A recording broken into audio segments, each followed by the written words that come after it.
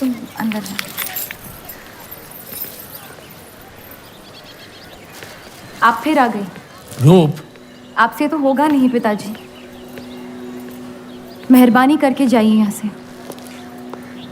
मेहरबानी करके एक बार और मेरी विनती सुन लो रूप। देखिए सत्या जी, जब आपके पिता ने हम पर वो सारे एहसान किए थे, हमें पता नहीं था कि एक दिन उनकी बेटी उनके एहसानों को ब्याज समेत वापस लेने आ पहुंचेगी। मैं ब्याज लेने नहीं आई हूँ रूप, बल्कि आपसे एक एहसान मांगने आई हूँ। माफी चाहती हूँ, मैं आप पे ये एहसान नहीं कर सकती। मेरी आज़ादी बिकाऊ नहीं है। आप गलत समझ रही हैं रूप। या शायद मैं ही सही समझ रही हूँ। मैं आपकी जिंदगी से बस 1 साल मांग रही हूँ रूप, क्योंकि मेरी जिंदगी में सिर्फ 1 साल बचा है।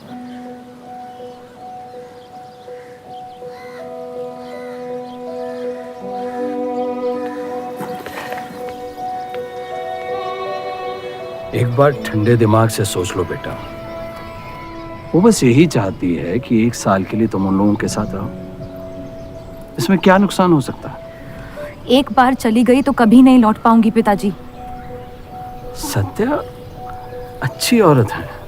उन्होंने हमसे वादा किया है कि तुम्हारी बहनों का शादी होने तक ख्याल रखेंगी। इसीलिए पढ़ा लिखा के बड़ा किया था कि एक दिन सही दाम पे बेच पाऊं मुझे। रूप, कौन बाप अपनी बेटी को हुस्नाबाद जाके किसी अनजान घर में बगैर किसी रिश्ते के रहने पे मजबूर करता है? अगर हम जिंदगी भर लोगों के घर जा जाकर शास्त्रीय संगीत सिखाएं ना, तब भी तुम्हारी और तुम्हारी दोनों बहनों की शादी नहीं करवा पाएंगे। और एक बड़ी बहन होने के नाते तुम्हारा ये फर्ज है। हम जबरदस्ती नहीं कर रहे हैं बेटा। सत्या को हम बचपन से जानते हैं। वो हमसे बेहतर तुम्हारा ख्याल रखेंगी। बाकी फैसला तुम्हारे हाथ में।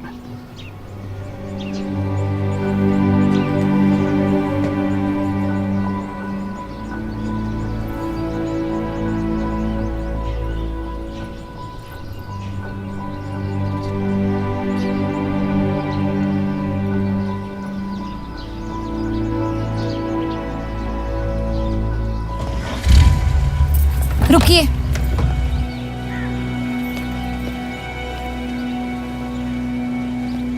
चलूंगी मैं आपके साथ, लेकिन मेरी एक शर्त है।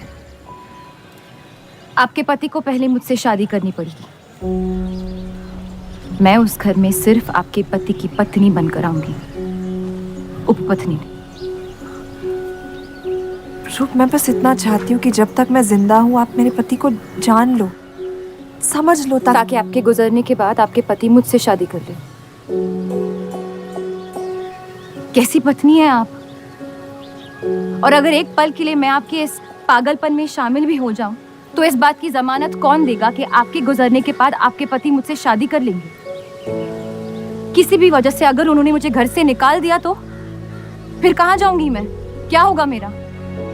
ये सब जानने के बाद कौन अपनाएगा मुझे? सोचा है आपने? मैं वादा वादा? जब आप ही नहीं रहेंगी तो आपका वादा निभाएगा कौन? तू शादी किए बगैर मैं उस घर में नहीं जाऊंगी।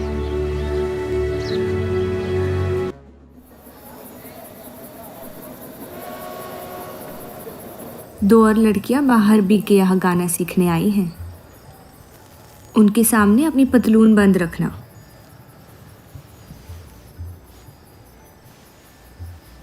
पता है, सारी हिंदू लड़कियां अमृतसर जाने की बात कर रही हैं। आप एक बार अब्दुल से बात कर लें, काफ़ी नाराज़ हैं। उस देव चौधरी ने लंदन से आते ही बंटवारे के खिलाफ आर्टिकल लिख दिया है। आज दूसरी शादी की उसने, दूसरी बीवी घर लाया है और लोग मुसलमानों को बदनाम करते हैं। देव चौधरी? हाँ मेरी जान, देव चौधरी। उसकी बीवी मर रही है और उसकी आखिरी ख्वाहिश थी कि देव दूसरी शादी कर ले।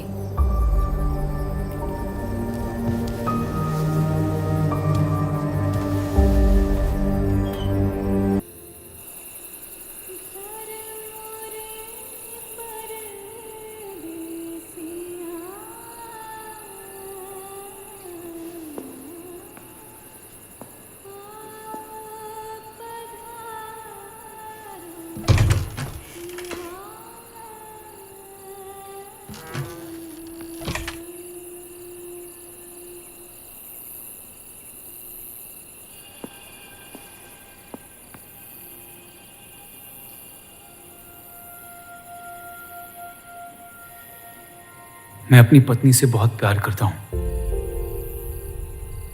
मैं नहीं जानता कि सत्या ने आपको ये शादी के लिए राजी कैसे किया, लेकिन मैंने ये शादी सिर्फ उसकी खुशी की खातिर की है। मुझे गलत मत समझिए, आपको इस घर में पूरी आबरू के साथ रखा जाएगा। इस रिश्ते में इज्जत होगी, प्यार नहीं होगा। आप मुझसे जितनी कम उम्मीद रखेगी, तकलीफ उतनी कम होगी। उम्मीद करता हूं कि आपका दिल मुझसे बड़ा हो और वक्त के साथ आप मुझे माफ करती रहे। शादी की रात को ही रुखसती दे दी। क्योंकि आपने एक ऐसे आदमी से शादी की जिससे आप कभी पहले मिली भी नहीं थी। बल्कि कई दिनों तक मैं जानती भी नहीं थी वो दिखते कैसे हैं। मेरे गुस्से में लिए गए एक फैसले ने हम चारों की जिंदगी बर्बाद कर दी।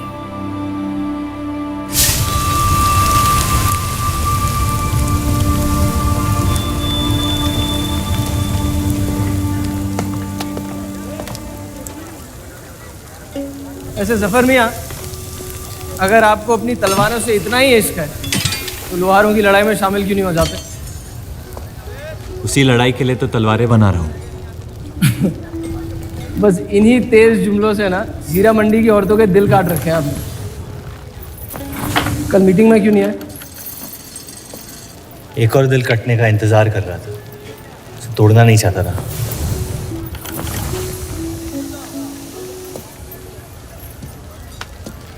देखिए जफर मियाँ, अगर औजार बनाने की मशीनें आ गई ना तो हमारे कारखाने बंद हो जाएंगे। इस बार हमारी कौम पे नहीं, हमारे पेट पे हमला हुआ। एक तरफ अल्लाह अल्लाह करते हो और दूसरी तरफ डरते रहते हो। अगर हम मेहनत करें तो कभी बेरोजगार नहीं होंगे। और रही आपके आवाम हक पार्टी की मीटिंग और बंटवारे की बात, तो मैं हरामी। मुझे खुद के अब्बा ने उनका नाम तक नहीं दिया। जो आदमी अपने हक के लिए नहीं लड़ा, वो आवाम के हक के लिए क्या लड़ेगा? चलिए छोड़िए।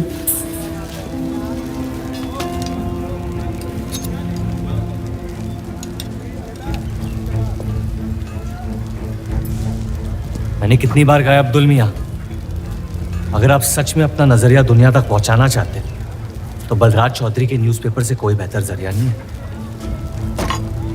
आपके कहने से हम गए थे दिल्ली टाइम्स के अखबार वालों से मिलने, लेकिन जब से उस बलराज चौधरी का बेटा विलायत से लौटा है, बंटवारे के खिलाफ एक मुल्क एक आवाम के आर्टिकल छापने में मशगूल है। इनकलाब खून बहा के लाया जाता है, बातें करके नहीं। सही कहा आपने जफर मियाँ, बिल्कुल सही फरमाया। चलिए आ जाइए हमारी तरफ।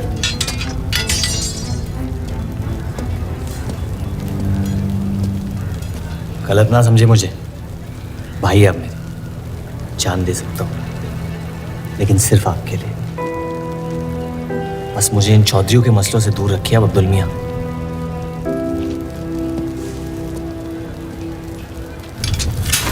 देव, आपको थोड़ा ख्याल रखना। ये एक मुल्क एक आवाम का आर्टिकल लोगों को हजम नहीं हो रहा। धर्म के नाम पे अंग्रेज हमारे देश का बंटवारा कर रहे हैं, जिससे फ्यूचर में किसी का फायदा नहीं होगा। लेकिन उनके बिना हम अपना देश भी तो नहीं संभाल पा रहे। उसके बारे में क्यों नहीं लिखते हैं आप? वक्त के साथ हम सब सीख लेंगे, अगर साथ में रहे तो। इस मकसद का मसीहा तुम्हें किसने बनाया? मैं बस एक आवाज हूं जिसमें लोगों तक पहुंचने की ताकत है। या बहकाने की ताकत?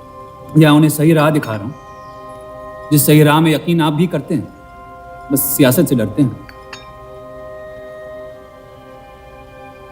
ये मत भूलिए कि हम यहाँ माइनॉरिटी हैं और मुस्लिम लीग दिन ब दिन ताकतवर होती जा रही है। आप अपने दिमाग से सोचें, दिल से नहीं। अगर मैं ऐसा कर पाता तो फिर बात ही क्या थी। कभी कभी दिमाग का दिल से हार जाना जरूरी होता है।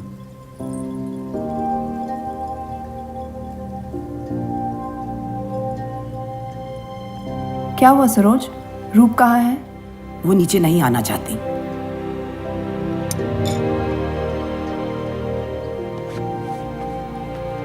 चलता हूं। कोई बात नहीं, उन्हें उनका नाश्ता कमरे में ही दे दे। जी। देव को हमेशा लगेगा कि मैंने उसके साथ ज्यादती की, लेकिन आपने जो किया है सही है। जिंदगी पर भरोसा रखिए, उसने जो उलझाया है वही खुद सुलझाएगी।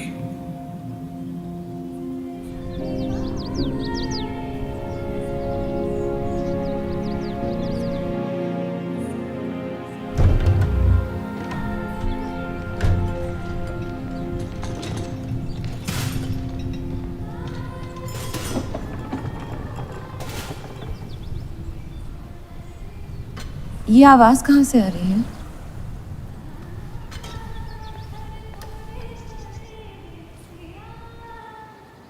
बहार बेगम की हवेली से। किसी जमाने में हुस्नाबाद की सबसे मशहूर मुजरे वाली हुआ करती थी, लेकिन फिर उन्होंने नाचना छोड़ दिया। अब गाना सिखाती हैं। कहाँ है बहार बेगम की हवेली? हीरा मंडी में, इस शहर का सबसे बदनाम मोहल्ला। उस जगह का सिर्फ नाम लेने से ही लोगों के नाम खराब हो जाते हैं। अरे हम कह रहे हैं आपसे मुंशी साहब, हमारे जफर भाई से अच्छा लोहार पूरे हीरा मंडी में नहीं है। अभी पिछले साल ब्रिटिश आर्मी की तलवारें भी इन्होंने ही तो बनाई थी।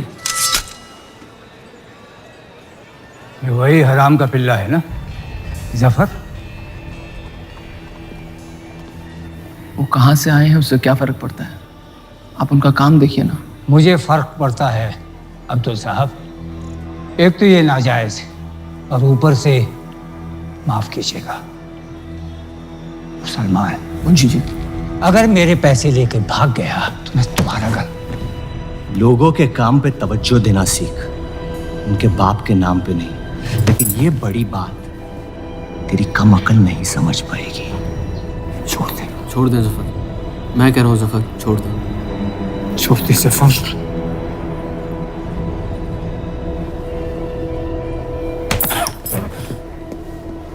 जफर! जफर! वो लिहाज तो है नहीं इन लोगों में। अरे एहसान मान हम लोगों का, जो तुझ जैसे हरामियों को अपने मोहल्लों में रहने देते हैं। एक तो ये हमारी वजह से हीरा मंडी में पड़ रहे हैं, और ये क्या कर रहे हैं? कचरा बढ़ा रहे हैं, कचरा।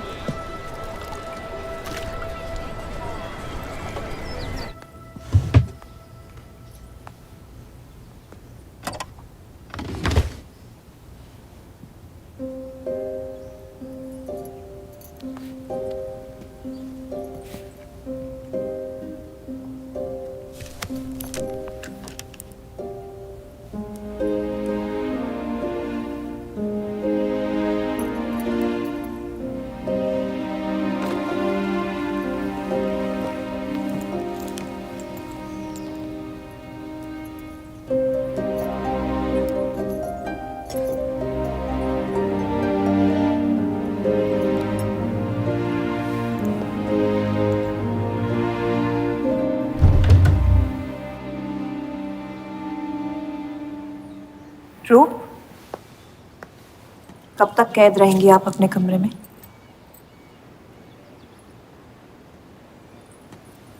अब आप शादीशुदा हैं, आपकी भी कुछ जिम्मेदारियां हैं इस घर में। किसकी तरफ? आपके पति की तरफ, जो सिर्फ आपसे प्यार करते हैं। हम दोनों ने एक दूसरे को देखा तक नहीं है। मेरी एक ही जिम्मेदारी थी, अपनी बहनों की तरफ। वो मैंने ये शादी करके निभा लिया। देव के अखबार में काम करना शुरू कर दो, उनके साथ थोड़ा वक्त बिताओ, देखना सब कैसे बदलने लगेगा। मैंने घर पर बात करनी है। सबका कितना ख्याल रखती हैं आप। मैं आपकी दुश्मन नहीं हूँ रूप, बस अपने बाद आपकी जिंदगी को बेहतर बनाने की कोशिश कर रही हूँ। पता है, मेरे माँ बाप को लगता था कि लड़कियों को पढ़ाना लिखाना फजूल है, वरना अगर मैं पढ़ी लिखी होती तो इतने बड़े अखबार में काम करने का मौका कभी नहीं गंवाती। मैं फिर रियाज शुरू करना चाहती हूँ। बिल्कुल, करना भी चाहिए। अगर आप चाहो तो मैं अभी एक अच्छे गुरुजी का इंतज़ाम करवा सकती हूँ। नहीं, मैं हीरा मंडी जाके बाहर बेगम से सीखना चाहती हूँ।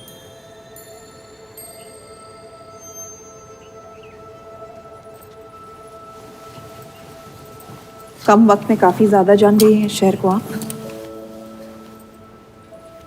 पर इस घर के उसूल को नहीं जानती। आप संगीत सीख सकती है मगर हीरा मंडी कभी नहीं जा सकती।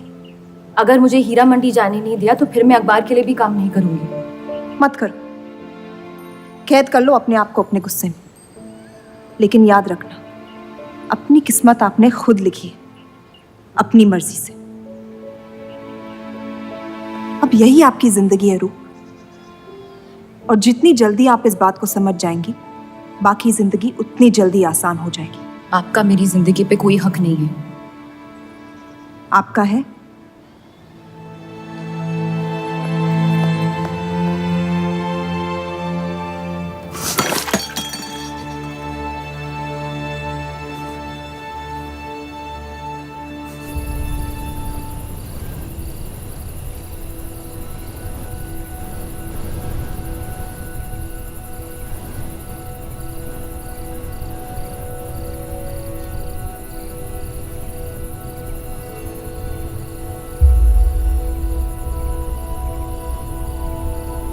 हरगिज नहीं।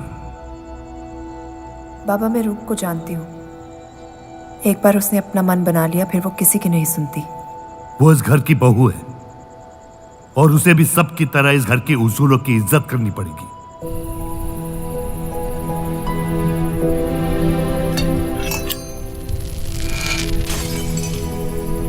आपके कहने पर हमने उन गलियों की तरफ देखा तक नहीं,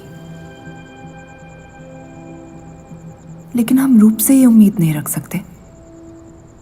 इससे पहले वो कोई गलत कदम उठा ले हमें उसे जाने की इजाजत दे देनी चाहिए। और यही एक मौका है देव और रूप को करीब लाने का।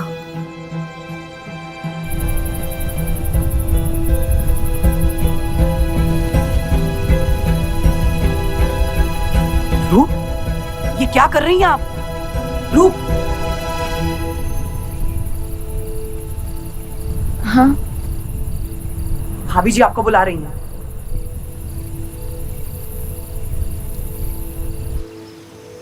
मेरी जिद और उनके उसूल के बीच मेरी जिद जीत गई।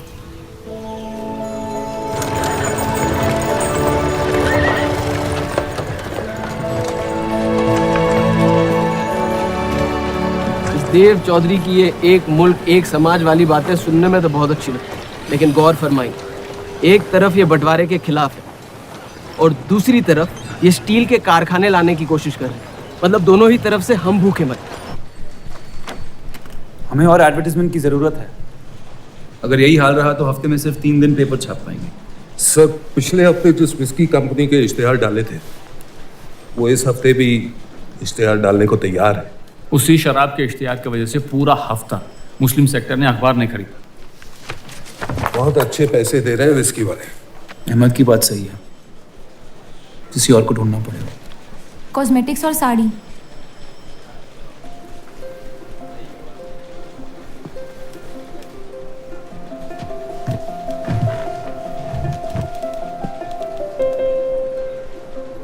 काजल और कपड़ों से तो किसी को एतराज नहीं हो सकता। शराब के बदले लक्स साबुन का इश्तेहार डालते हैं पेपर में। इन इश्तेहारों की वजह से औरतें भी पेपर खरीदेंगी। माफी चाहती हूँ, बस ख्याल आ गया तो बोल दिया। मैं देव चौधरी से मिलना चाहती हूँ। और आप कौन? रूप, उनकी पत्नी।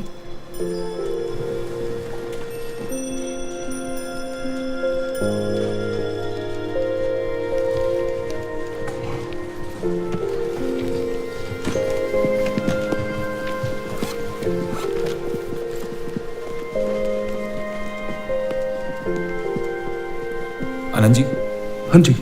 इन्हें इनका डेस्क दिखा दीजिए। जी।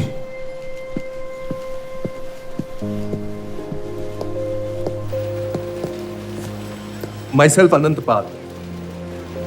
नमस्ते। वैसे ये कौन है?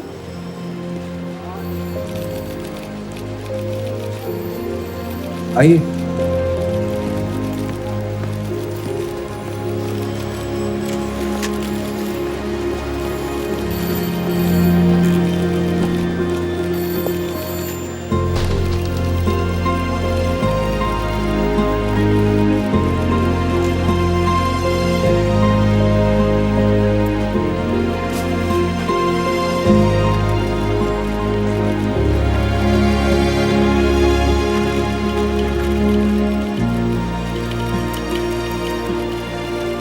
कमाल है, पति पत्नी एक दूसरे को जानते तक नहीं। निकाह हुआ है इनका शायद। उस दिन अगर पर्दे के पीछे आप भी होते तो देव साहब को पता नहीं चलता।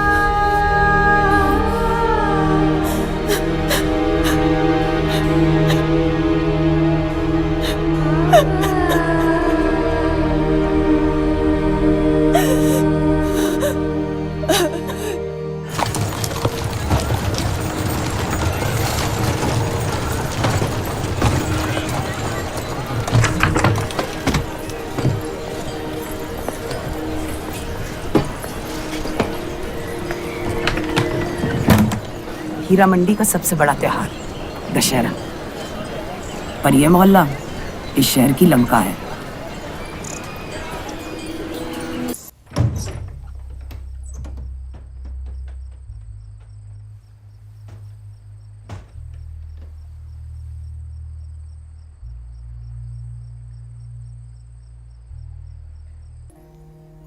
एक अरसे के बाद ऐसी आवाज सुनी है जिसमें दर्द भी है और सुकून भी। अपना फैसला बदलने के लिए शुक्रिया। अभी तो सिर्फ तारीफ की है, शुक्र बेइज्जती का करते हैं, क्योंकि असली काबिलियत उसी से मिलती है।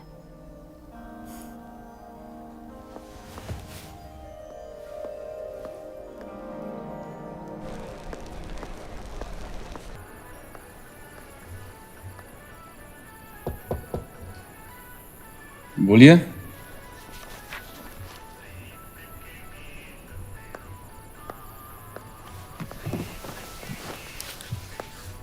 आपसे ऑफिस में बात करनी थी, लेकिन मौका नहीं मिला। किस बारे में? मैं आपकी कंपनी में सिर्फ हाजिरी नहीं देना चाहती, काम भी करना चाहती हूँ।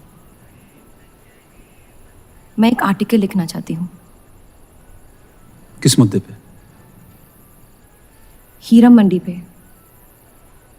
उस इलाके के लोगों को देख के लगता है कि हर घर में कई कहानियां छुपी हुई है। अगर आप कोई ऐसी कहानी ले आए जो पढ़ने लायक हो तो छाप देंगे।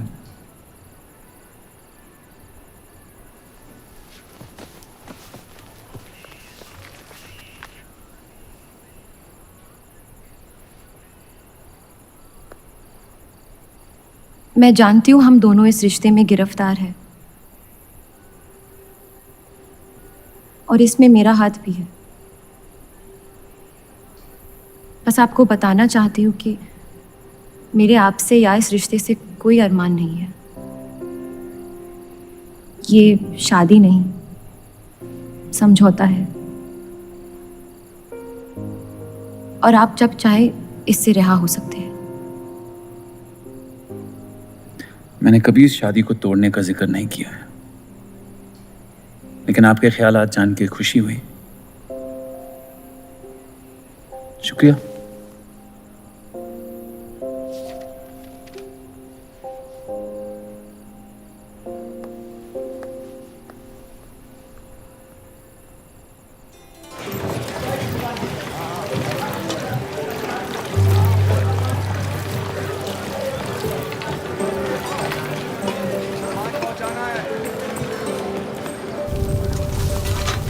सुनिए, ये अब्दुल खां कहाँ मिलेंगे?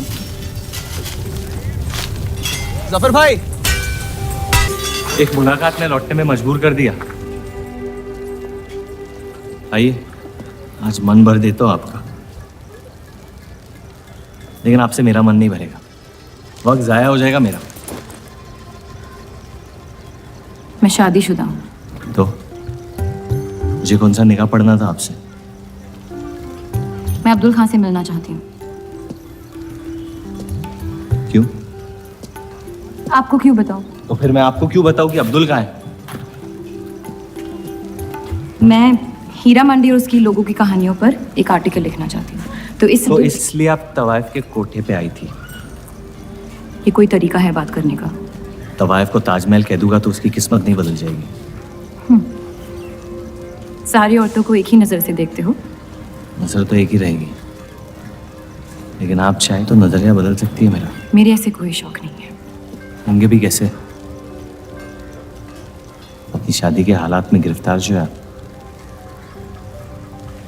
लेकिन अगर आप चाहें तो आपके अधूरे अरमा पूरे कर सकता हूं मैं। बहुत ज्यादा बदतमीज है आप। शुक्रिया। अब्दुल जी, मैं डेली टाइम्स से हूँ। हीरा मंडी के लोग और माहौल के बारे में मैं एक आर्टिकल। Daily times. यहाँ का माहौल गर्म है, लोहार बेरोजगार है और ये हक की लड़ाई अब बंटवारा करवा के रहेगी। लिखना चाहेगा आपका अखबार इस मुद्दे पे? नहीं ना, खुदा हाफिज।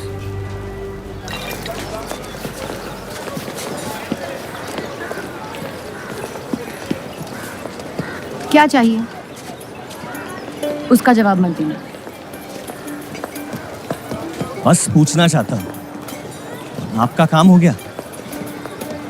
आपको अचानक क्या हो गया? नहीं, वो अब्दुल मियाँ बड़े तंग मिजाज के, पूरा दिन बंटवारे के लड़ाई में उलझे रहते हैं। हमें क्या लेना? जब तक हमारा इलाका हमारा है, सब ठीक है। चलो, शुक्र है कम से कम अपने इलाके की तो इज्जत करते हैं आप। मुझ पे यकीन करना मुश्किल हो सकता है, जानता हूं।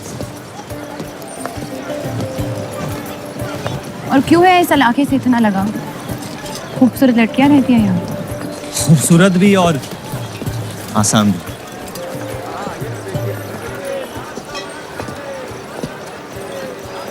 तकदीर ने मुझे यहाँ फेंका। जिंदगी कुचलने ही वाली थी, लेकिन इस सड़क ने मुझे बचा लिया, चलना सिखा दिया। मेरी फतेह हो गई और नाम पड़ गया जफर। अब यही मेरा घर है। ये गलियां नहीं होती तो मेरी कोई पहचान नहीं होती।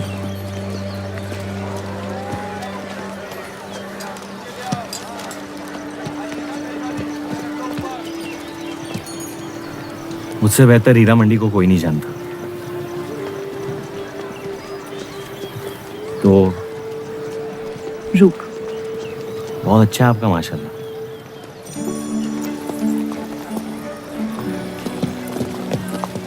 तो यहाँ कोई कहानी ढूंढने आई अपनी छुपाने? ढूंढने?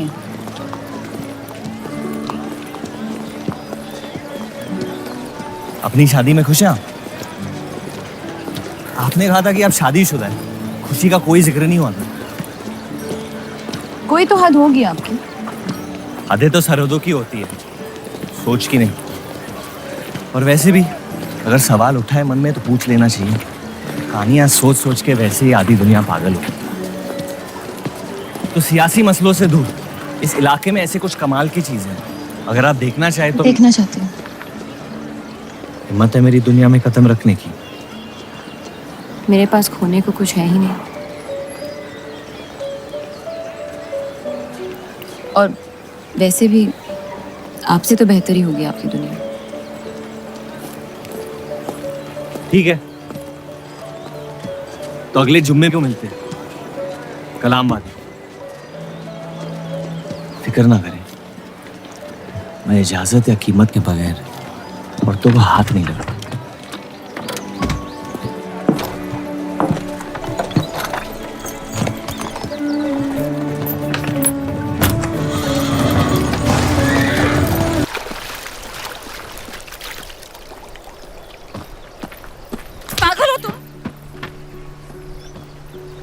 इतनी जल्दी आपसे तुम तक का सफर तय कर लिया आपने? क्यों बुलाया मुझे यहाँ? आप कहानी ढूंढ रही थी, मैंने आपको एक किस्सा दिखा दिया। डर गई? क्यों? तुम मर सकते थे। मौत हक है, और मुझ जैसे नाजायजों के पास ना कोई खास मकसद होता है, ना ही आपकी तरह कुछ खोने को होता है। इसलिए मौत से डर नहीं लगता। जिस दिन मोहब्बत हो जाएगी, मकसद भी मिल जाएगा और मौत से डर भी लगने लगेगा। अफसोस, आपकी ख्वाहिश शायद कभी पूरी नहीं हो पाएगी। मजा आता है मुझे इस खेल में। मैंने तुम जैसा नमूना कहीं नहीं देखा। है ही नहीं मुझ जैसा मैं कहीं।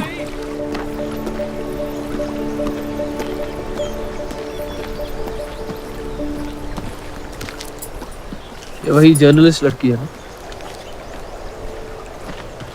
इसे तो छोड़ दे। एक दिन छोड़ दूंगा। अच्छी लड़की है बेचारी। जरूरत से ज्यादा, इसलिए शायद बुरे ख्यालात भी नहीं आते इसके बारे में। सुना है शादीशुदा है। आप जानते हैं ना आप क्या करें?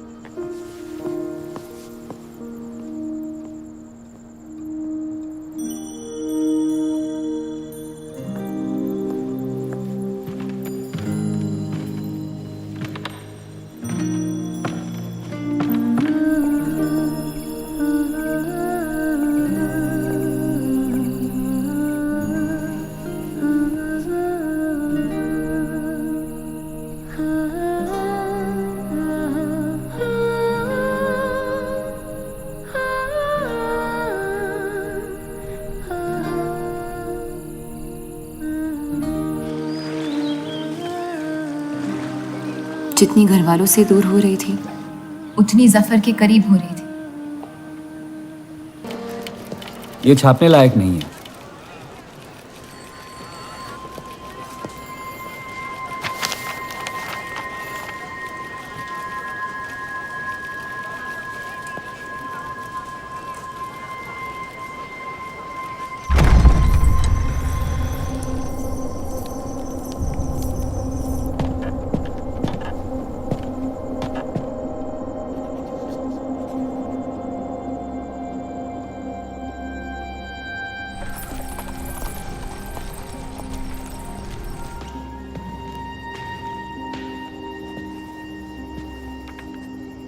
हीरा मंडी के लोहार आ जाए थे मुझे मिलने।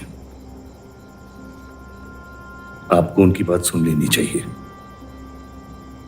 वरना वो हमारे मुस्लिम स्टाफ को स्ट्राइक पे जाने पर मजबूर कर सकते। बाबा, साफ साफ बताइए किस बारे में बात करना चाहते हैं आप? रूप।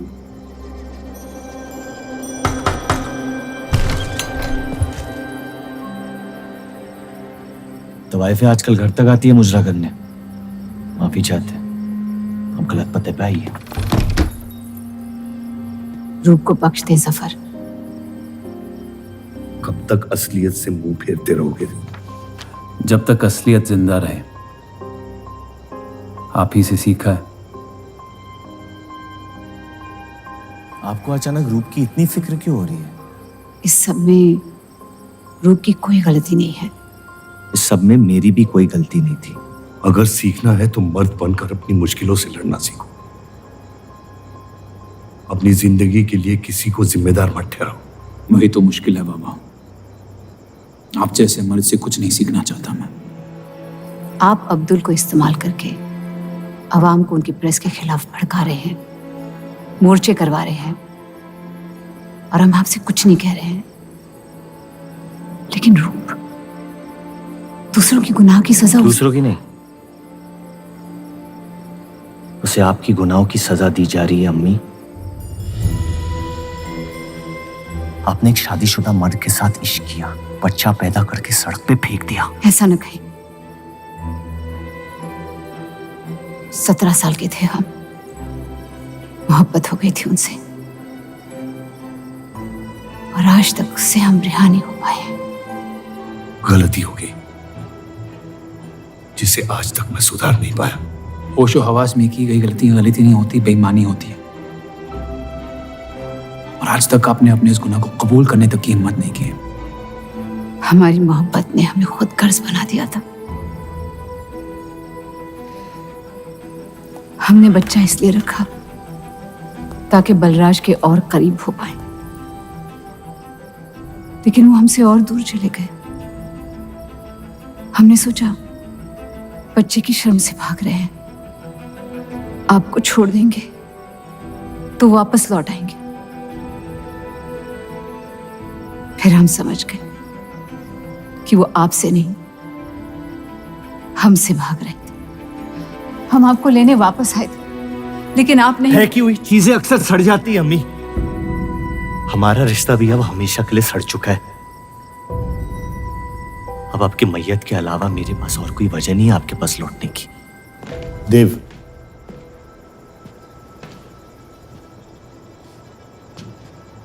बस एक बात कहना चाहता हूं।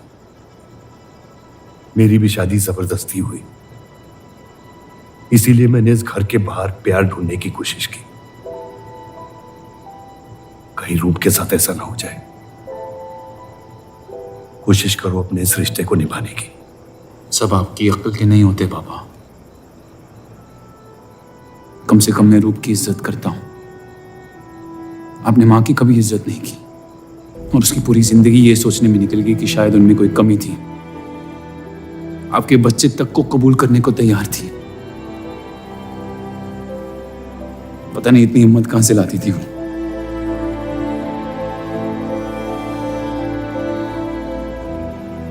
अगर आप मान जाते तो हमारा घर बिखरने से बच सकता था, लेकिन आपका घमंड आपकी गलतियों से भी बड़ा था।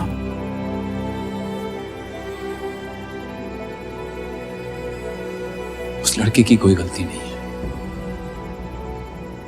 लेकिन अगर अब उसे मिल भी लूंगा तो आपसे और नफरत हो जाएगी। हमारा घर आपने बर्बाद किया है, लेकिन वजह वो है। तो मुझे अपनी रिश्ते कैसे निभानी चाहिए इस बात की सलाह आप ना ही दे तो बेहतर है।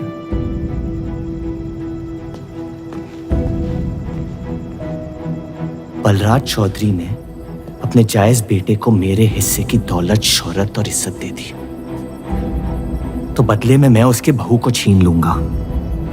और मेरे पास कुछ खोने को तो है नहीं। हरामियों का कोई वजूद नहीं होता, उनका कोई ईमान नहीं होता, किसी को उनकी जरूरत नहीं होती है। यही सुन सुन के बड़ा हुआ हूं मैं। लेकिन अब बस, जिस लड़की को वो अपना घर आबाद करने के लिए लेके आए थे, उसी लड़की से मैं उनका घर बर्बाद कर दूंगा। फिर क्या होगा? ये सब करने से आपको अपने अब्बा, अपना बचपन, अपनी इज्जत, अपना हक वापस मिल जाएगा। अपनी आंखों से नफरत हटाएं, फिर उस लड़की की मोहब्बत देख पाएंगे आप।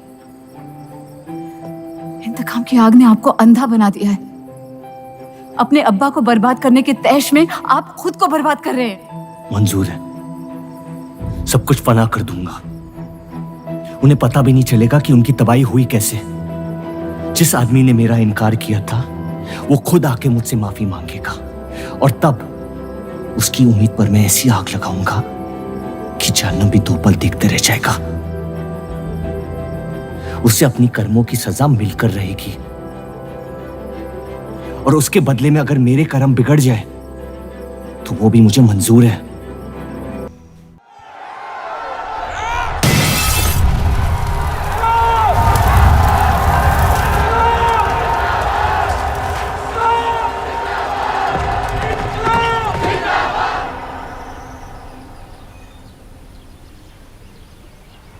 जफर को हीरा मंडी में पहचानते सब थे, लेकिन वो है कौन ये कोई नहीं जानता था। वापस जाने का मन नहीं करता? वापस जाने की वजह ही नहीं है। पीढ़ियों से हम ये काम कर रहे हैं, हमारे बच्चे इसी की खा रहे हैं।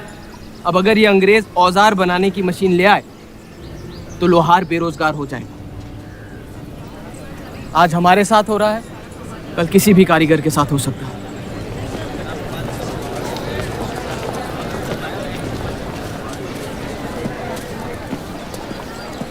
आपके कहने पे हमने चौधरी की फैक्ट्री से भी कारीगर बुलाए थे।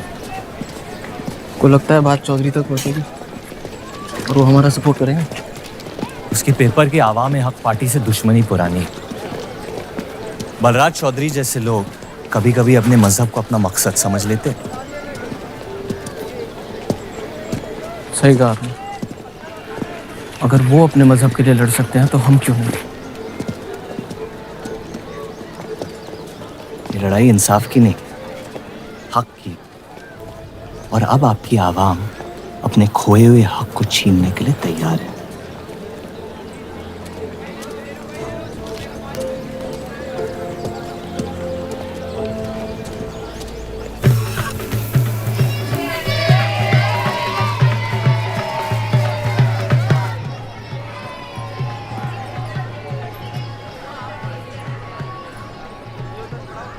सत्या चौधरी मरने वाली है। गुजरने वाली, कैंसर की बीमारी से।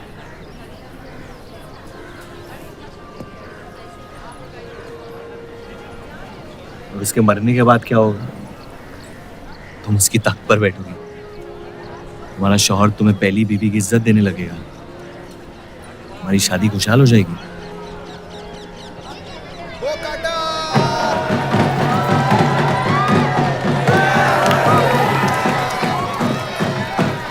ये त्योहार बहुत पसंद हुआ करता था मुझे। फिर क्या हुआ?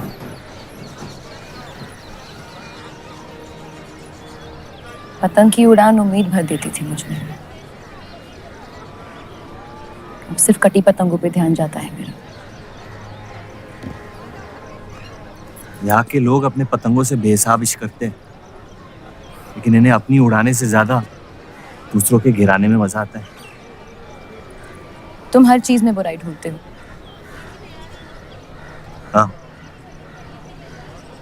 अगर तुमने मेरी जिंदगी जी होती ना, शायद तुम समझ पाते कि मेरी नजरों में इतना अंधेरा क्यों।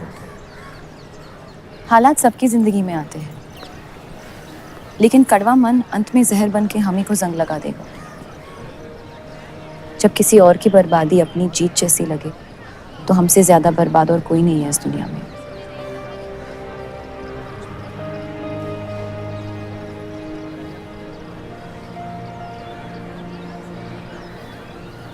तुम्हें कभी प्यार हुआ है?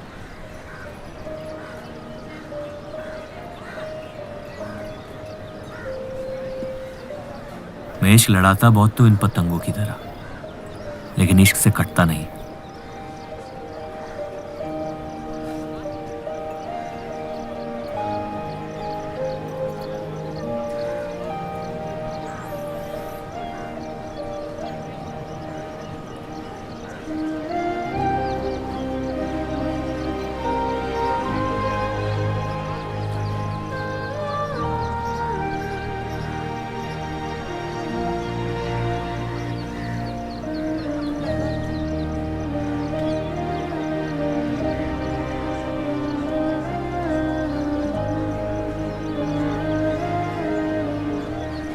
निकलना चाहिए,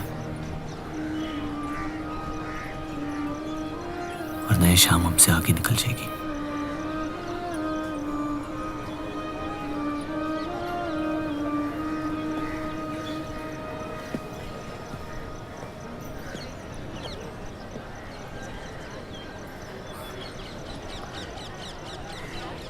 आप सही थी, मेरे अंदर कुछ बदल गया है। सफर की वजह से मुझे लगता है मुझे आप शादीशुदा हैं। वो शादी नहीं सौदा है। सोचना गलती है, लेकिन उस पर अमल करना गुनाह है। आपके अलावा और किसी को नहीं पता। मुझे लगा आप समझेंगी। कोठा चलाते इसका मतलब ये नहीं कि धोखा देने के लिए हमसे इजाजत ली जाए। मैं आपकी बेइज्जती नहीं करना चाहती थी।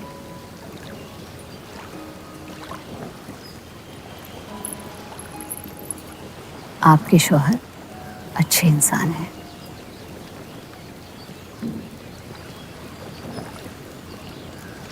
सिर्फ अच्छाई काफी होती है पूरी जिंदगी बिताने के लिए।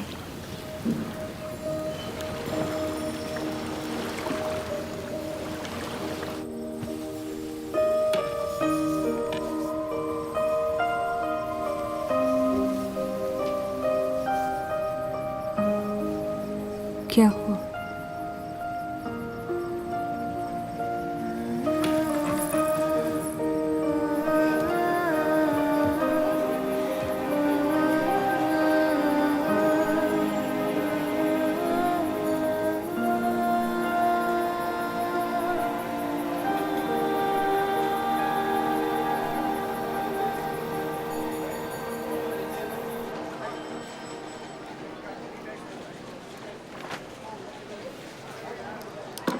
मुझे कुछ वक्त चाहिए सोचने के लिए। सोचना क्या है? अगर स्टील इंडस्ट्री आ गई तो सब लोहार बेरोजगार हो जाएंगे। क्या ये खबर छापने लायक नहीं? लेकिन इंडस्ट्रीज आने से देश का बहुत फायदा हो सकता है और आप सब उन फैक्ट्रियों में काम कर सकते हैं। हम गुलामी नहीं करते। सवाल देश की तरक्की का है, किसी की गुलामी का नहीं। पहले अंग्रेजों की गुलामी की, अब हिंदुओं की। यही करता रह जाएगा मुसलमान यहाँ। बात को पलटने की कोशिश मत करिए। अगर हम हर जाति बहस में धर्म को घसीट लेंगे तो ये देश हमेशा चलता रहेगा। मुस्लिम लीग इलेक्शन जीत चुका है। अब आप मुल्क की नहीं, बस अपनी फिक्र कीजिए। सबकी फिक्र करने की आदत है मुझे, और यही फर्क है आप में और मुझ में। मैं लोगों के हालात का इस्तेमाल करके उन्हें बहकाता नहीं। सही कहा आपने। बात मजहब की ही है। एक बार हमने अपना मुल्क बना लिया ना, तो फिर हमारी चीखें तो जाया जाएंगी नहीं। लेकिन तब आपकी चीखें कौन सुनेगा देव साहब?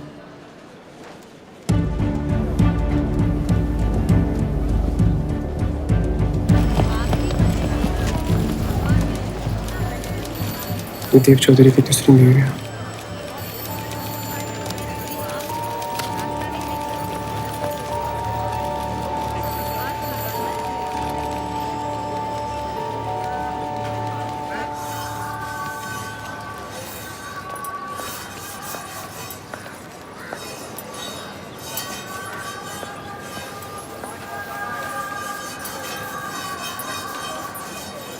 मुंशी जी तुम्हें कॉन्ट्रैक्ट देना चाहते हैं।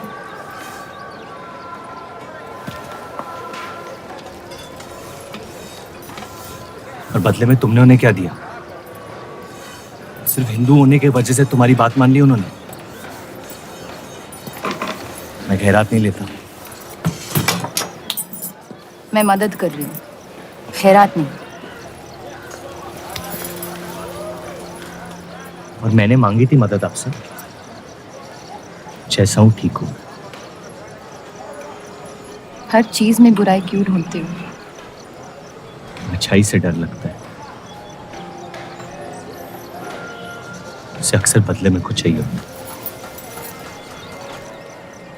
मैंने तुम्हारी जमानत ली है। मुंशी जी को समझाया कि हीरा मंडी तुम्हारा घर है और बदले में मुझे कुछ नहीं चाहिए।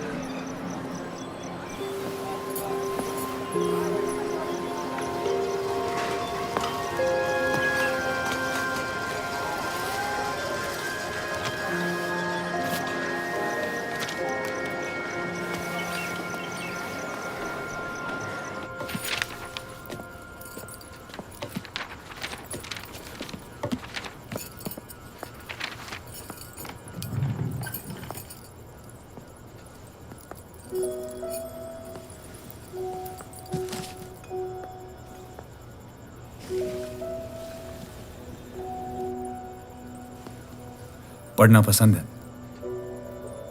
बहुत। आपको? बहुत। वो कैबिनेट मिशन का आर्टिकल बन गया? नहीं, कुछ बात नहीं बन रही है। शायद वो हमारा आखिरी आर्टिकल हो जिससे आप एक मुल्क एक आवाम की सोच को आगे बढ़ा सके।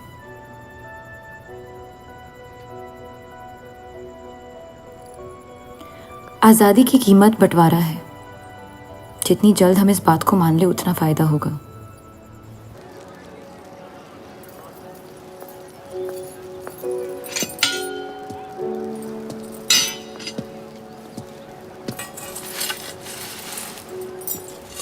मुझे देख के रास्ता क्यों बदल देते हो?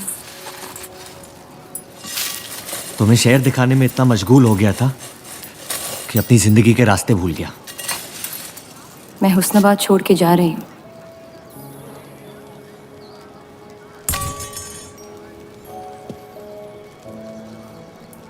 अजीब है ये जिंदगी भी। पहले मुझे यहाँ आना नहीं था और अब यहाँ से जाना नहीं है। मुझे यकीन है कि तुम्हारे शौहर जहाँ तुम्हें लेके जाएंगे तुम वहाँ खुशी ढूंढ लोगी। मैं उनसे प्यार नहीं करती, ना ही वो मुझसे करते हैं।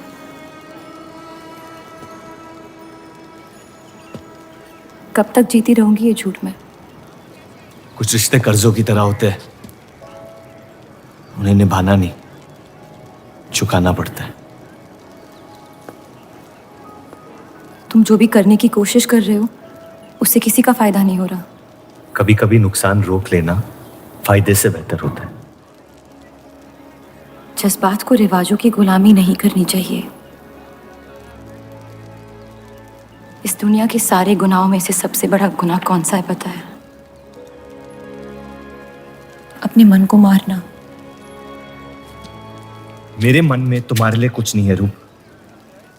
मुझे तुम पे यकीन क्यों नहीं होता? क्योंकि तुम यकीन नहीं इश्क करना चाहती हो। बर्बाद हो जाओगी।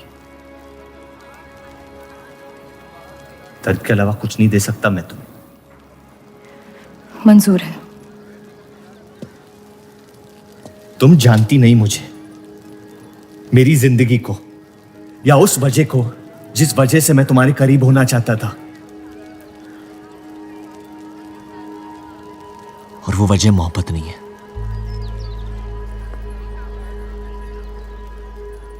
प्यार ना करने की 1000 वजह मिल सकती है डर के बाजार में, लेकिन प्यार करने की सिर्फ एक ढूंढनी होती है, अपने दिल में। मुझे अपनी वजह मिल गई है, बाकी तुम्हारी मर्जी।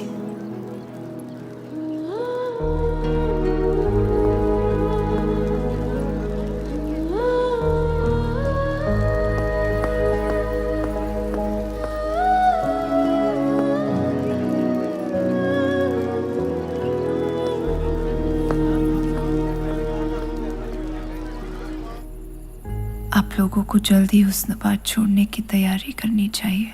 मैं आपके बगैर कहीं नहीं जाऊंगा।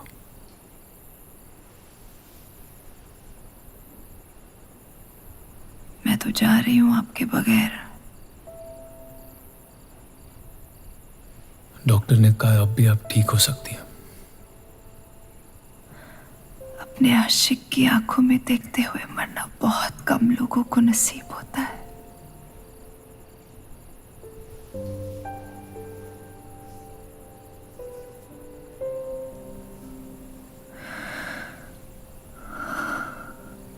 सुकून के आंसू है, बह जाने दीजिए। मेरा सुकून तो लेके जा रही हैं आप। अब क्या करूंगा जिंदगी का मैं?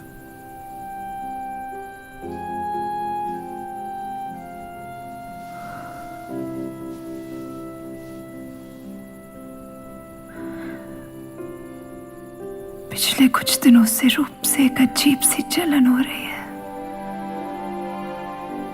अच्छी जलन। उसे मेरे हिस्से की खुशियां मिलने वाली है।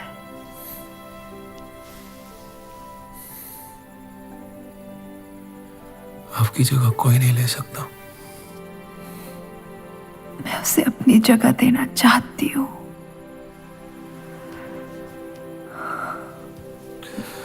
वादा करो, हमारे सारे ख्वाब आप उसके साथ पूरे करोगे, बेटियों को पढ़ाओगे, बेटों के दोस्त बनोगे, पापा को माफ कर दोगे।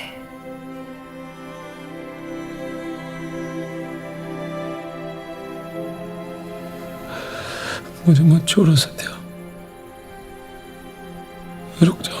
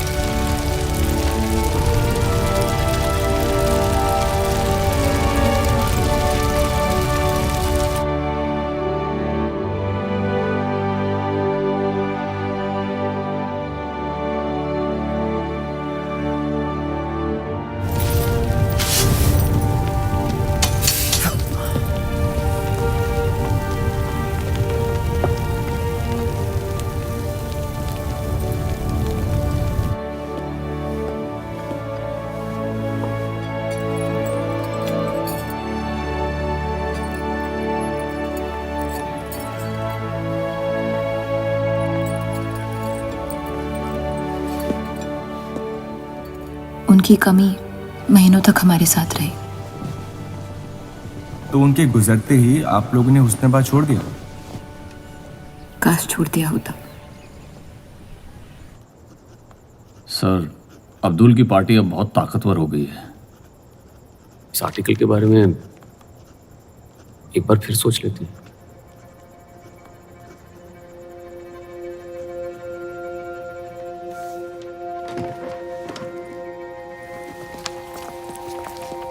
ईद मुबारक। आपको भी। क्या वो जानते हैं वो क्या करने जा रहे हैं? वैसे ही अवाम में हक के लोग हमारे खून के प्यासे हैं। इस आर्टिकल के बाद यहाँ के लोहार हमें जिंदा जला देंगे।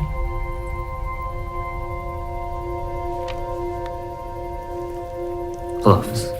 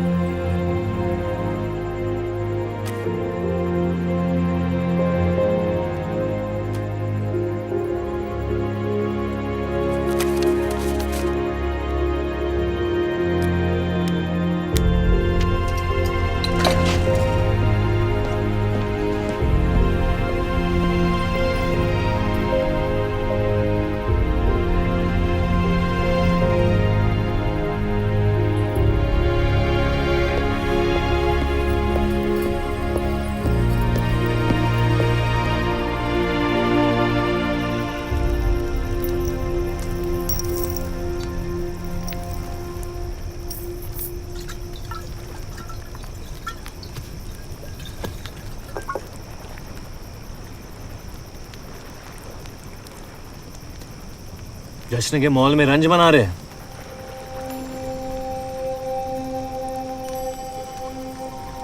किसने कहा मैं रंज मना रहा हूं? जश्न में लोग मिलकर शराब पीते हैं। तनाश शराब रंज में पी जाती है।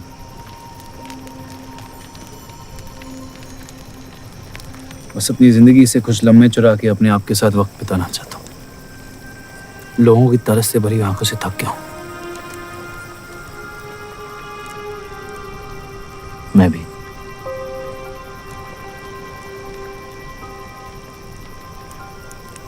तो आपके रंज का राज क्या है? आपके हाथ में ना शराब है, ना आप जश्न में शामिल होना चाहते हैं।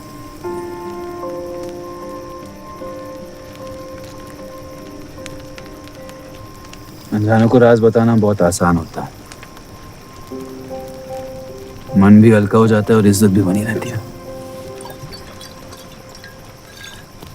मुझे इश्क हो गया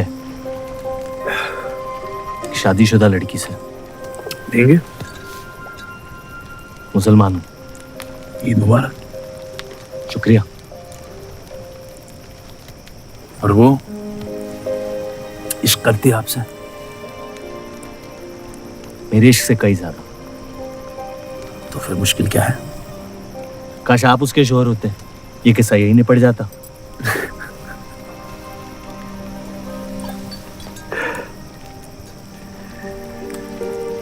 एक बार बात तो करके देखें।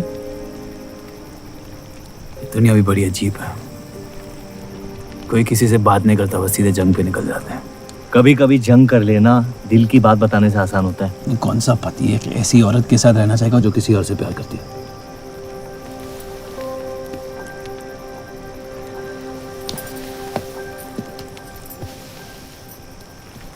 लेकिन इसमें एक और राज है। वाह वाह, मैं कहानी सुनने आया था, आपने कटहरा खड़ा कर दिया। मसला ये है कि मैंने उसे सिर्फ आधे सच बताया। तो पूरे बता दो। इतना आसान नहीं है। अक्सर इतना ही आसान होता है।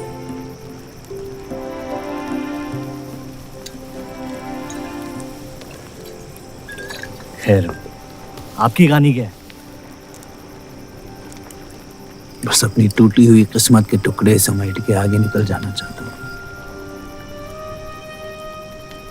लेकिन पता नहीं शुरुआत कहाँ से करूं। पहला टुकड़ा जिस जख्म से हुआ उसे ढूंढिए, बाकी टुकड़े अपने आप मिल जाएंगे।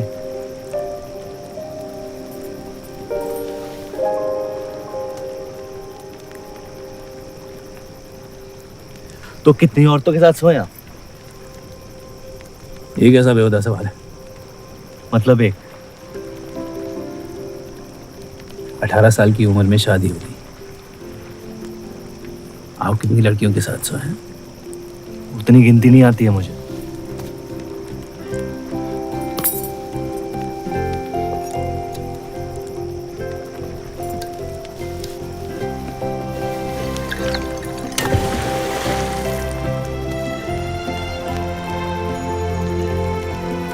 कभी जिंदगी में चीखे आप? आइए, आज गला फाड़ के जिंदगी को बोल देते हैं, उसके धोखों से हारेंगे नहीं हम।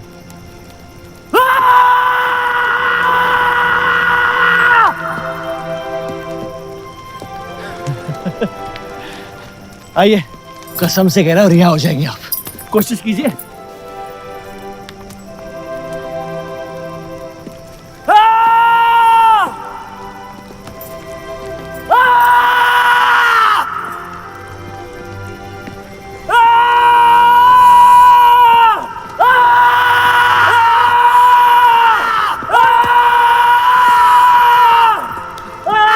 बस बस बस।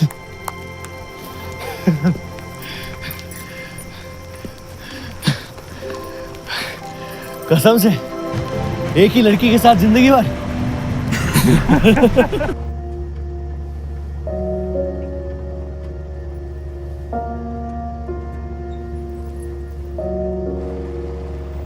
अब या तो आप अलग हो सकती हैं, या शादी को एक और मौका दे सकती हैं।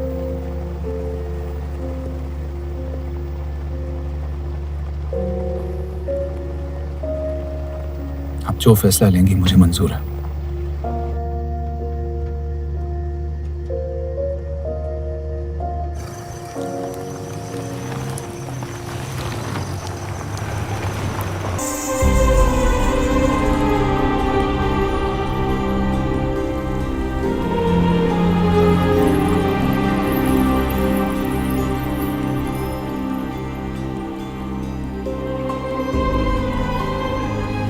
आपके कोठे के दरवाजे हमेशा खुले रहते हैं?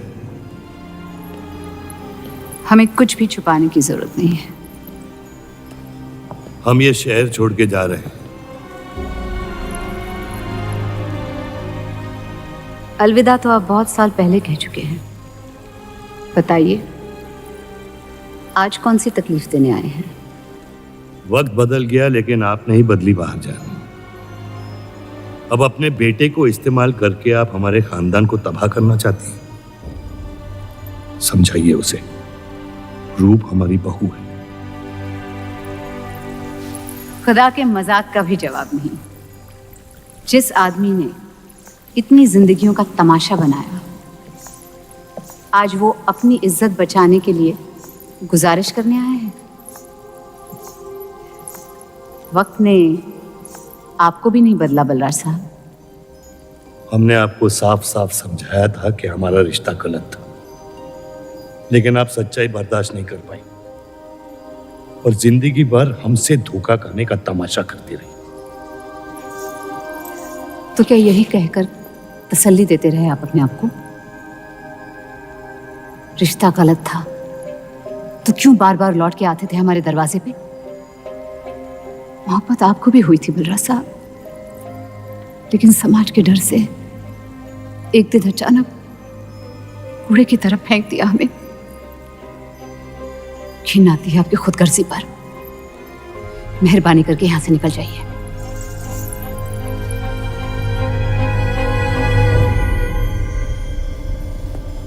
वाह, क्या रहमत बरसाई है खुदा ने मुझ पे आज। बरसों बाद अम्मी को मिलने आया था, साथ में अब्बा भी मिल गए। एक तरफ बहार बेगम जिसने मुझे फेंक दिया और दूसरी तरफ बलराज चौधरी जो कल तक मुझे कबूल नहीं कर रहा था और आज मुझसे भीख मांगने आया है। क्या चाहते हो तुम? कि हम तुमसे अपने खानदान की इज्जत की भीख मांगे? छोड़ दो उन्हें। लेकिन वो काम तो आपका है, अपनों को छोड़ देना। आपको क्या पता है खानदान क्या होता है? वैसे भी माशाअल्लाह सिर्फ अल्लाह जानते कि मेरे कितने भाई बहन घूम रहे हैं। मेरा सिर्फ एक खानदान है जिसे मुझे तुम दोनों से बचाना है। तो फिर कह दो अपनी बहू से कि मुझसे इश्क करना छोड़ दे।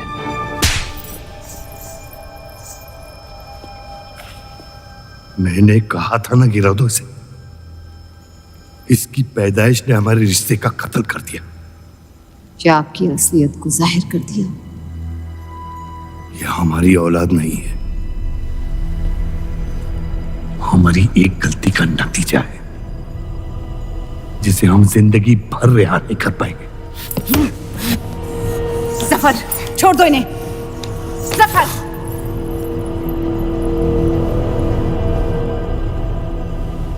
हमारे साथ जो भी करना है कर लो, लेकिन हमारे गुनाहों की सजा हमारे बेटे को मत दो।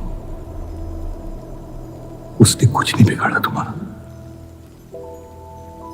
मेरी मुलाकात हुई थी उससे आज। सब कुछ है उसके पास, खुशी के अलावा।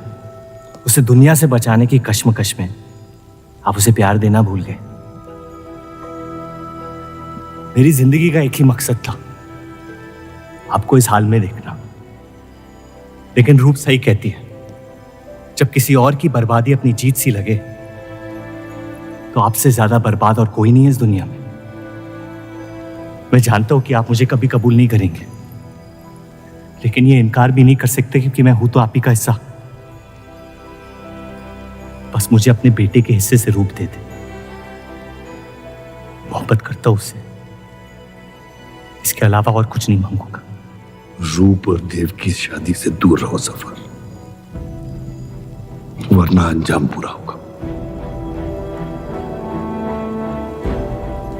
रूप की मोहब्बत मेरा हक है जिसके मालिक आप नहीं हैं, और ये हक मैं लेके रहूंगा। जफर,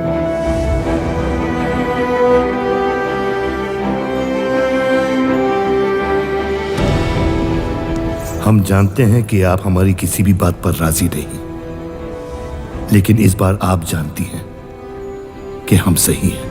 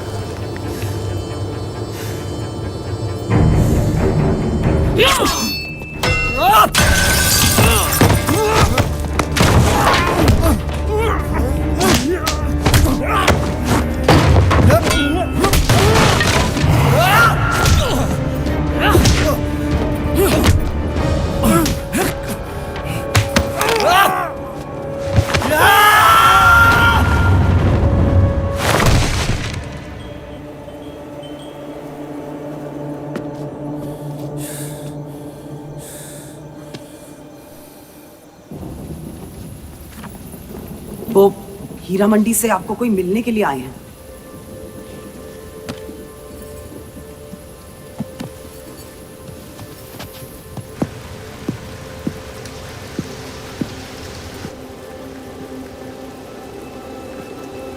क्या हुआ मियाँ?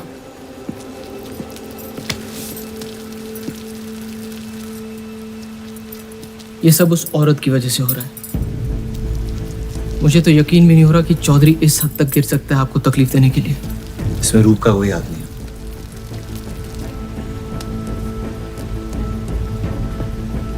इश्क का अंधापन अक्ल के दरवाजे बंद कर देता है। आपको दिखाई नहीं दे रहा चौधरी आपके साथ क्या खेल खेल रहा है, लेकिन मैं अंधा नहीं हूं।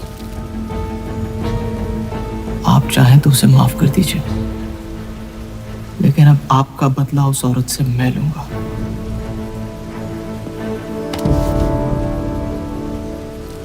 अगर उसे हाथ लगाया तो हमारे रिश्ते के साथ आपकी गर्दन भी काट दूंगा मैं।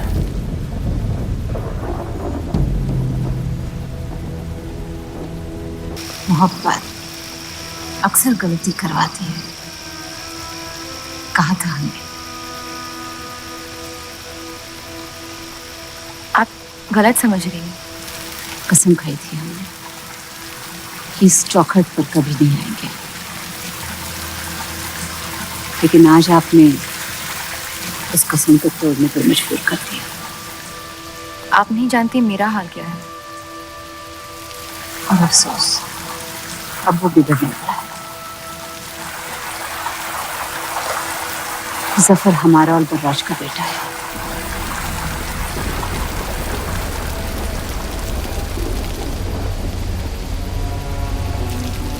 उसने आपका इस्तेमाल किया है इस घर को बर्बाद करने के लिए। वो मोहब्बत करता है मुझसे, देखा है मैंने उसकी आंखों में। शुरुआत से झूठ बोला उसने आपसे। उसने अपने हालात में कुछ गलतियां की होगी, लेकिन हमारी मोहब्बत सच्ची है। पढ़ी लिखी हैं आप, अक्लमंद हैं। हीरा मंडी का लड़का है वो। उसकी जिंदगी में बिस्तर के बाहर किसी भी औरत की कोई कीमत नहीं है। और आपसे तो हम बिस्तर भी नहीं होना चाहता था। बस वो यही चाहता है कि किसी भी तरह भरे बाजार में बलराज चौधरी को जलील कर पाए। और आपके अंधे इश्क ने उसके सपने को पूरा करने का मौका दिया। यही सच्चाई है, मान ले। अगर आप अपने शौहर को छोड़ के उसके पास भी चली जाती तो वो आपको कबूल नहीं करता। मोहब्बत उससे करते हैं जो आपकी इज्जत कर सके। आपसे आपकी मोहब्बत से ज्यादा मोहब्बत कर सके। रूप, आप उसका इश्क नहीं, इंतकाम है। और वो सिर्फ अपने इंतकाम से मोहब्बत करता है।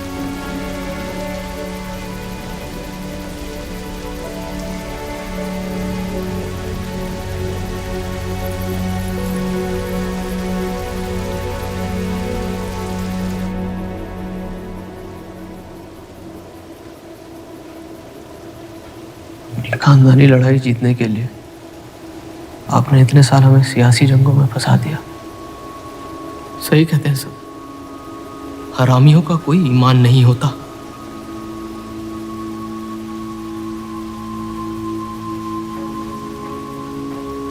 अपने इंतकाम को पूरा करने के लिए जिस आग को आपने फूंक दी थी ना, अब उसी आग से ये शहर जला दूंगा। अब आप अपने अमाल का अंजाम रोक नहीं पाएंगे।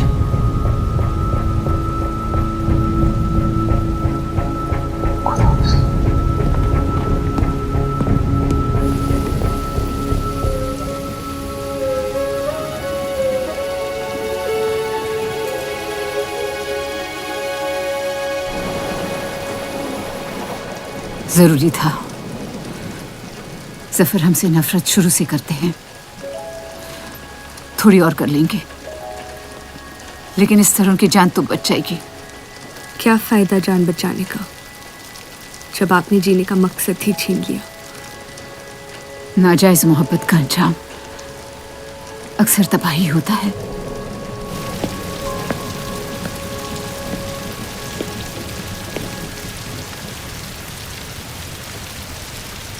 जफर नाम है उसका, तुम्हारा भाई, जिसे तुम ईद के दिन पे मिले थे।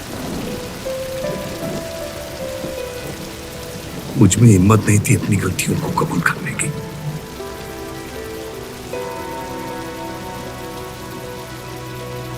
माफ कर दो मुझे।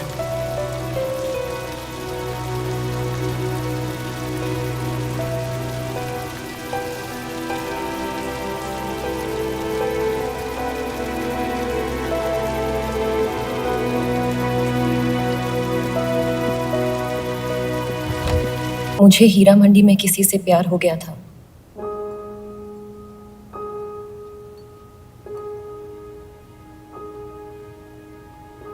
आपने शुरुआत से मुझसे सच कहा है।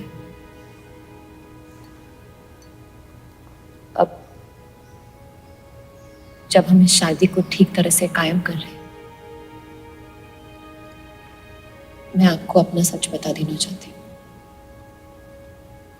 इस रिश्ते में इज्जत होगी, प्यार नहीं होगा। उम्मीद करती हूँ आपका दिल मुझसे बड़ा हो और वक्त के साथ अब मुझे माफ करते रहे।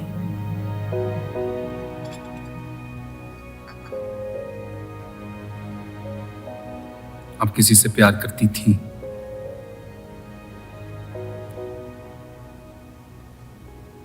फिर क्या बदल गया? मैं उनकी इज्जत नहीं करती। और प्यार खत्म हो गया?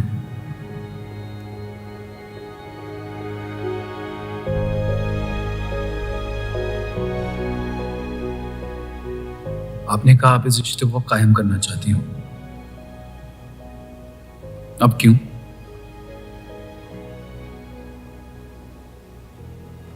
सिर्फ 700 लेना काफी नहीं होता, और कई पहलू निभाने होते हैं शादी कायम करने में।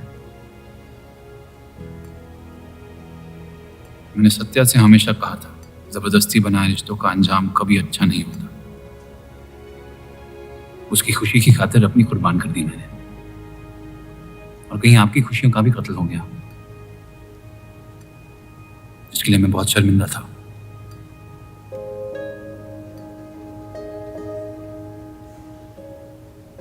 वक्त के साथ वो शर्मिंदगी शायद चाहत में बदलने लगी।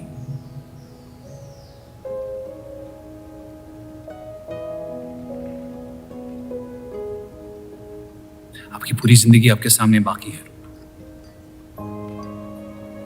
गुस्से में किए फैसले अक्सर गलतियों में तब्दील होते हैं। एक बार अपने आप से सच बोल के देखिए,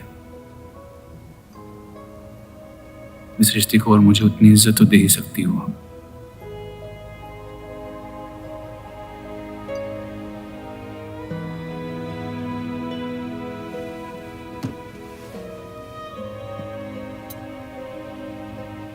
पति पत्नी का रिश्ता रिवाजों से नहीं, प्यार से बंधना चाहिए।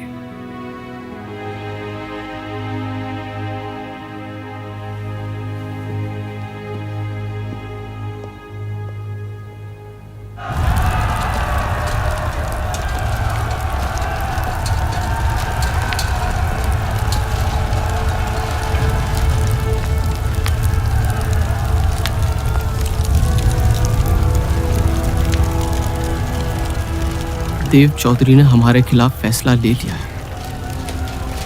मैंने भी एक फैसला लिया, इन चौधरियों को खत्म करने का। सोच लीजिए, अब जो हमारे साथ नहीं, वो हमारा दुश्मन है।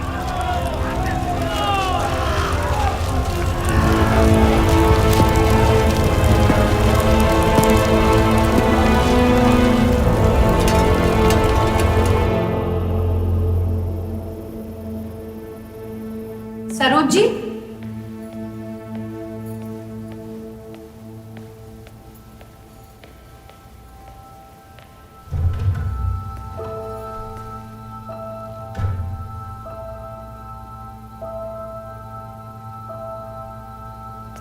सरोज जी।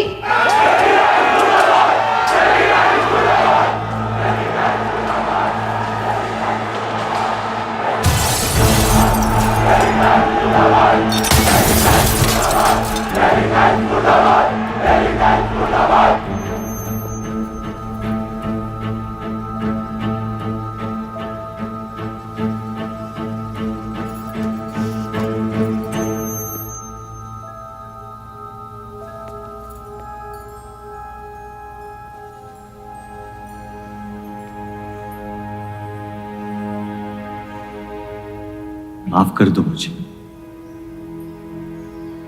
बस यही कहने आए हो? क्या फर्क पड़ता है, वैसे भी तुमने अपना फैसला ले लिया है ना? पूरी शिद्दत से तुमसे प्यार किया और बदले में तुम ईमानदारी तक नहीं कर पाए। इतना मुश्किल था मुझसे सच बोलना।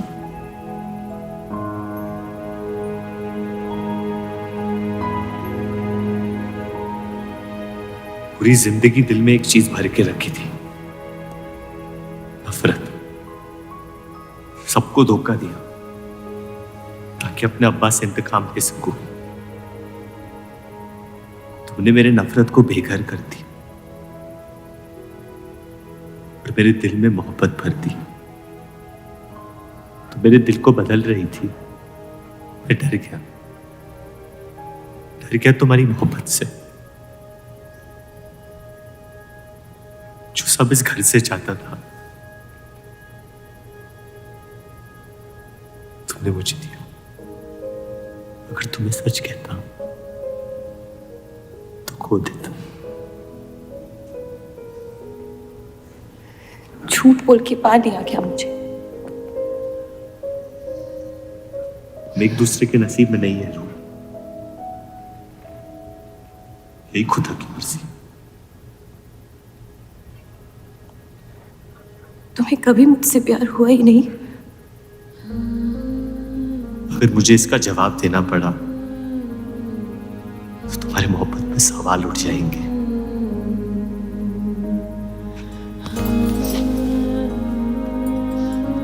तुम कभी सीधा जवाब क्यों नहीं देते जफर?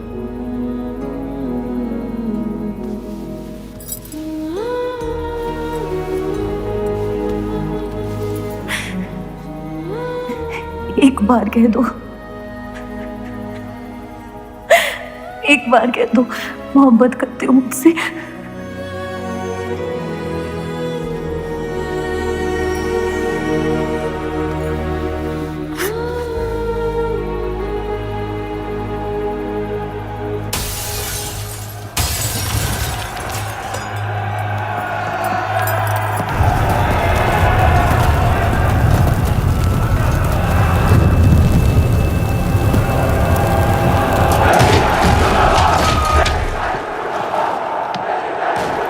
पीछे की दरवाजे से। चलिए आनंद जी।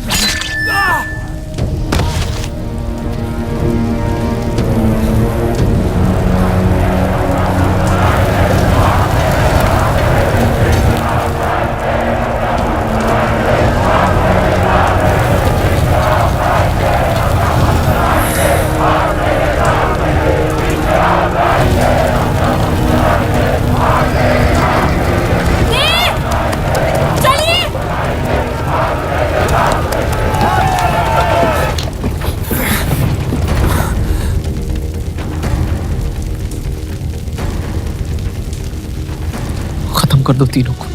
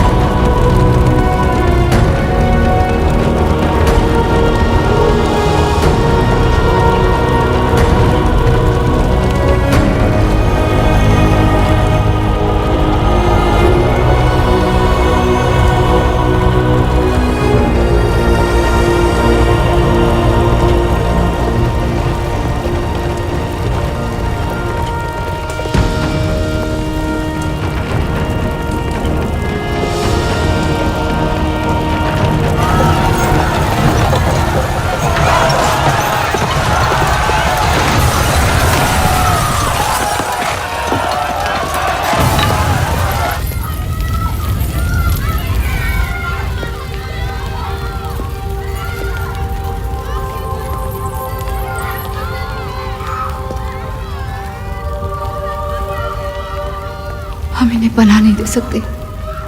सारे हिंदुओं को मुसलमानों के घरों में ढूंढा जा रहा है। ये यहाँ सलामत नहीं है। आप इन्हें स्टेशन ले जाइए। चलो हमारे साथ। हम अपनी हिंदू लड़कियों को छोड़कर नहीं जा सकते। अब चलिए मेरे साथ अम्मी। जहाँ हमारी पैदाइश हुई थी शायद वही हमारी मौत आएगी। जाइए, अब जाइए।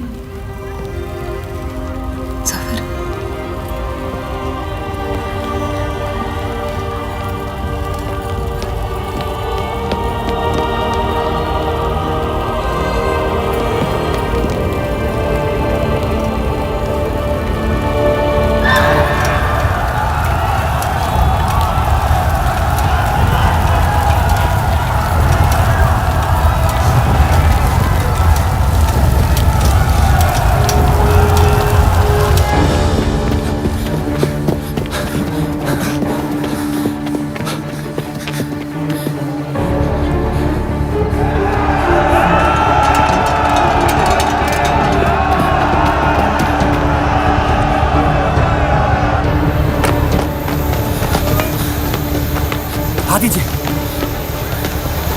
चलिए इस तरफ।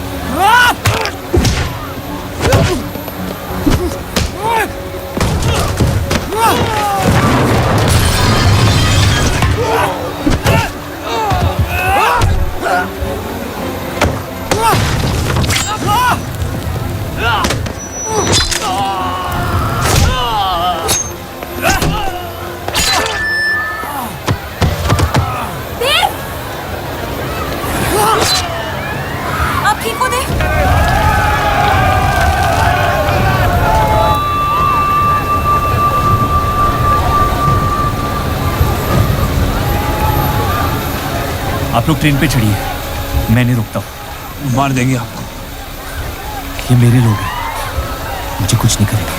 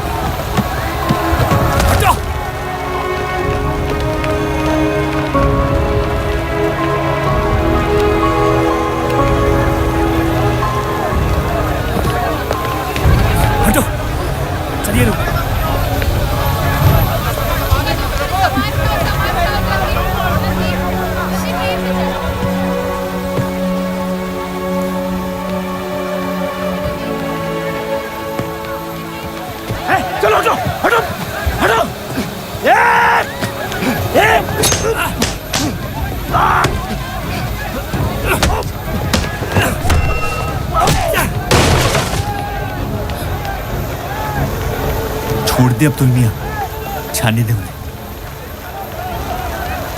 मेरी खातिर।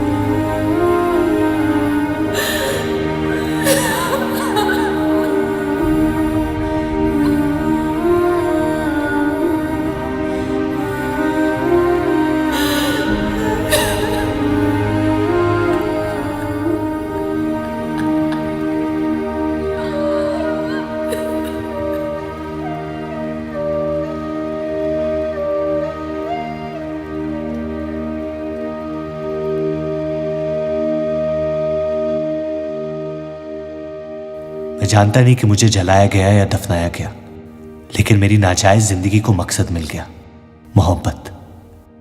और वो मोहब्बत हमेशा जिंदा रहेगी।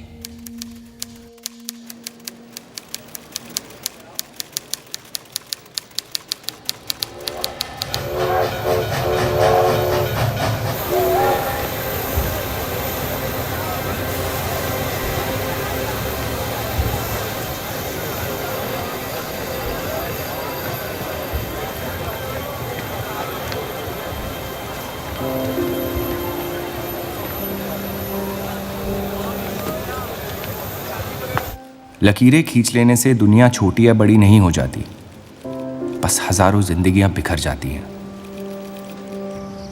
अक्सर उन बिखरी हुई जिंदगियों में दिल टूटने का गम दो लोगों को जोड़ देता है।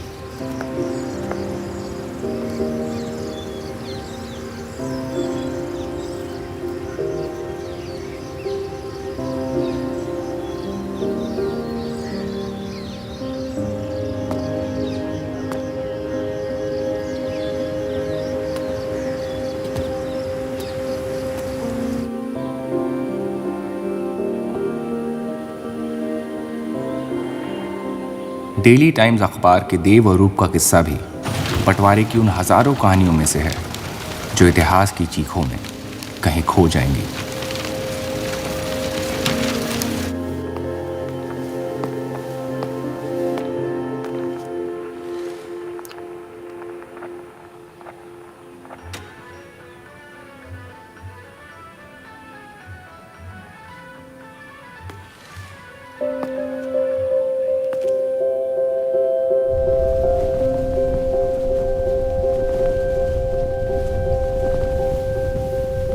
मोहब्बत और नफरत दोनों के रंग लाल हैं, लेकिन फर्क ये है कि नफरत से दुनिया बर्बाद हो जाती है और मोहब्बत में खुद बर्बाद होना पड़ता है।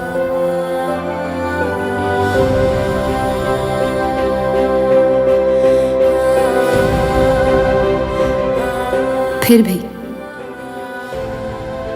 कलंक अक्सर मोहब्बत पे लगते हैं।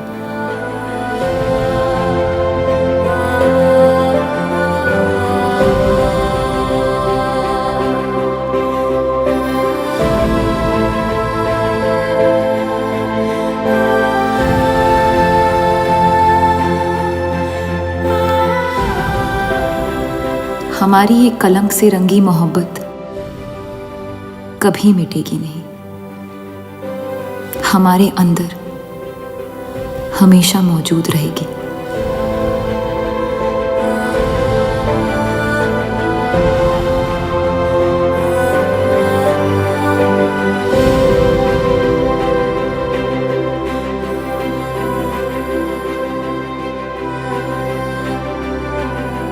अब फैसला आपके नजरिए का है।